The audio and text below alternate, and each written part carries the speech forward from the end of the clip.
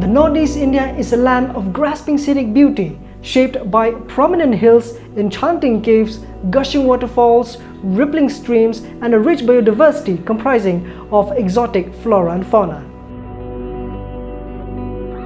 Be it Assam's one-horned rhino, or the world's second largest monastery, the Tawang Monastery in Arunachal Pradesh, the Loktak Lake, world's only floating national park in Manipur, or Mizoram's Khnga Lau Dor culture, shops without shopkeepers, Meghalaya's sacred groves and the traditional living root bridges, or India's land of festivals and folklores, Nagaland, ancient palaces and mahals harbored by Tripura, or world's fully organic state and our only brother Sikkim.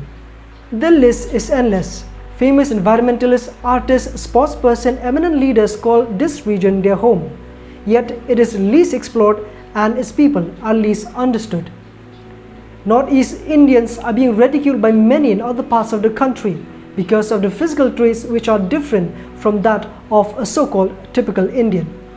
Last year, protests erupted in America over the injustice inflicted on black lives after the institutional murder of George Floyd. Now, if we take a closer look at home, we may find similar patterns of racism. Let us talk about few of the many cases that had happened to the people of our region. On January 29, 2014, a young lad named Nido Taneum was beaten to death in a busy market area in South Delhi neighborhood. The reason? That mongoloid face. That same year, another engineering student from Manipur was attacked in Bangalore by men who allegedly demanded him to speak in Kannada or get out. In 2017, another woman was shunted out of a Delhi golf club for wearing a jansem, a dress worn by indigenous Khasi women. Ever since the onset of the pandemic, the racists have upgraded their vocabulary from chinky to coronavirus. Delhi man was arrested for spitting pan all over a Manipuri girl's face, hair and t-shirt. He called her coronavirus before fleeing on a scooter. In Ahmedabad, after an anonymous complaint, 9 youngsters from Nagaland were forced to spend 24 hours at a quarantine facility despite testing negative for COVID-19 and having no travel history.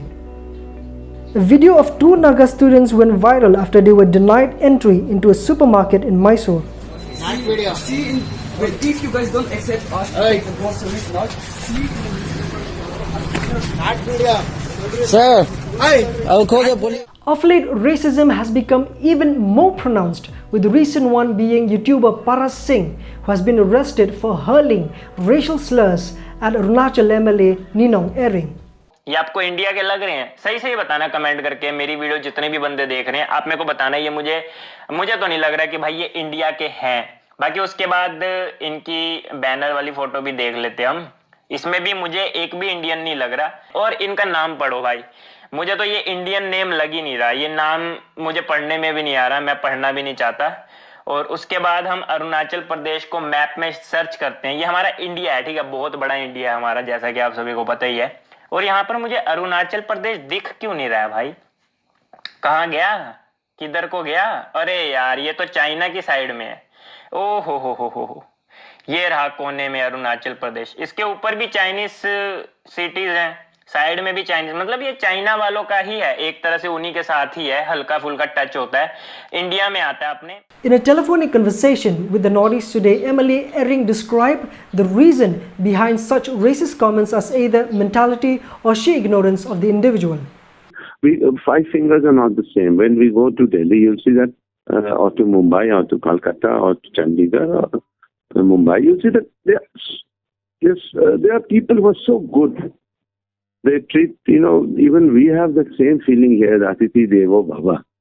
And everybody wants to interact, wants to be together.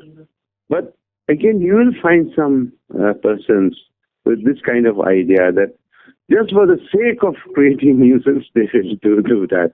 The Chinki hai, the Nepali hai, Gorkha hai, all these words, so it'll take some time.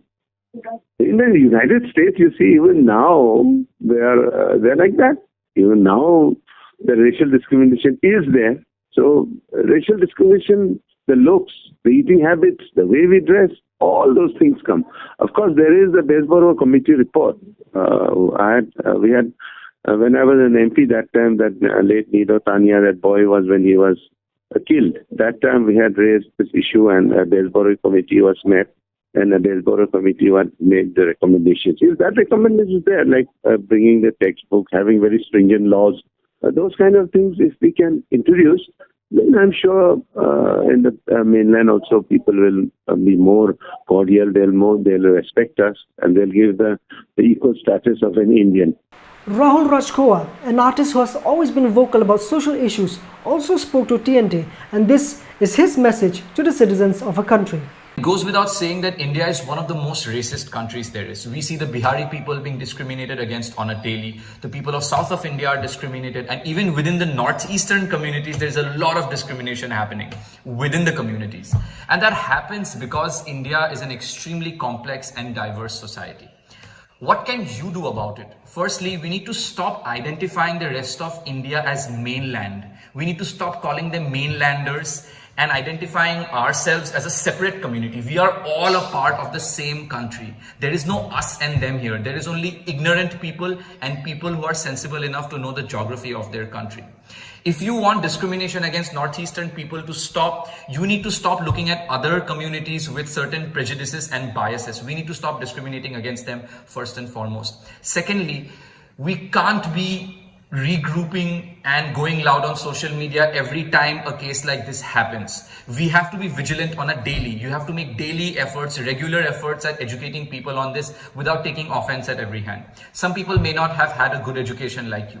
Some people may not have had a good upbringing like you. So we need to stop taking offense at every juncture and make dignified efforts at educating people on a daily and telling them about the Northeast, informing them. I do it through my music, I do it through my art. Maybe you can do it through your line of work too. Racism exists everywhere, right from the individual level.